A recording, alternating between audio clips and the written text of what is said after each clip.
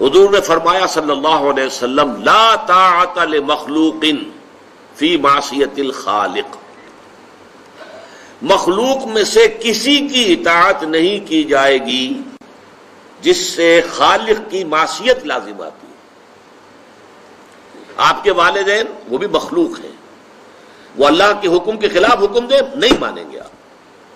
حالانکہ ہے والدین کے ساتھ نیک سلوک کرو، فرما برداری اچھی بات ہے، ان کی خدمت کرو، لیکن نہیں اللہ کے حکم کے خلاف کوئی حکم دیں گے تو نہیں مانا جائے گا۔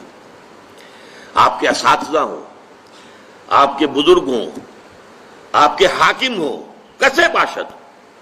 لا طاعت لمخلوق فی معصیت الخالق، اطاعت مطلق صرف اللہ کے لیے،